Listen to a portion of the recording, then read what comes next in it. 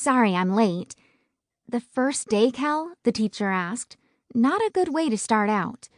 I know, he smiled again, shaking his damp brown hair around his face, and Mrs. Valor practically melted into a pile of blushing, Kellum-loving goo. Every line that formed around his eyes when he smiled etched itself permanently into my memory. No dimple left behind. He slid into an empty seat reserved especially for him between Saffron and Zach. Saffron reached out and scratched Callum's shoulder with her French-tipped nails. Callum matched her adoring smile with one of his own and hooked the strap of his backpack over his chair, then scanned the room. His brown eyes met mine. I looked down at my notebook. Well, now that everyone's here, we can get back to class, Mrs. Valor said.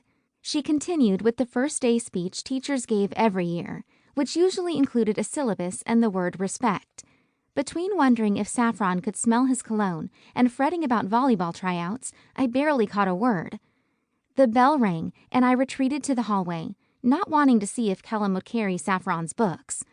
Hey, Sky, Kylie appeared beside me.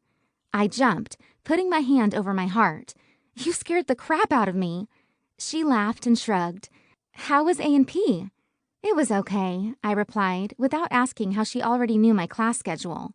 In 2 years of knowing her, I'd learned to just go with it and enjoy her uncanny knowledge of everybody's business. What classes do you have? Oh, this and that. We have English and history together. The warning bell rang, and she waved goodbye before veering off down a different hallway.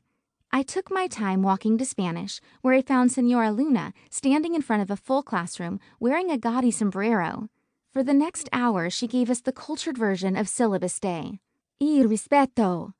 And then I made my way to the free reading period. I suffered through Mr. Winkle's nasally reminder to read a book and write a report every quarter before the bell finally rang and I could go to weights class.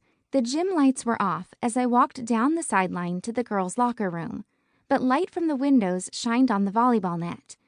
Excitement crackled through my muscles and danced over my skin. New year, new volleyball season, new position, new me. I stepped down the stone stairs to the dingy locker room and saw Rachel and Shelby were the only girls there.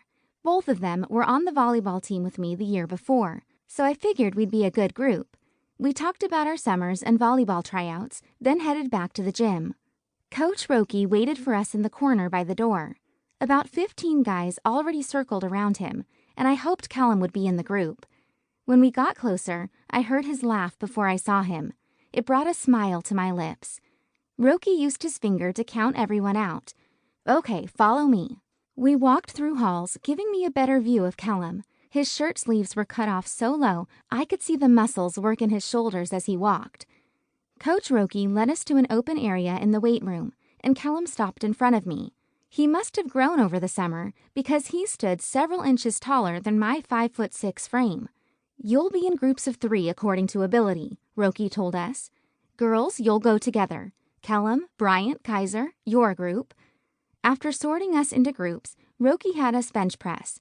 Shelby barely managed 75 pounds. Rachel followed at 105. When my turn came, Coach joined our group to spot me. I'd been nearing the record of 120 pounds all summer, but I was about to press 125. Laying on the bench, I stared up at the bar, wrapping my hands around the cold metal.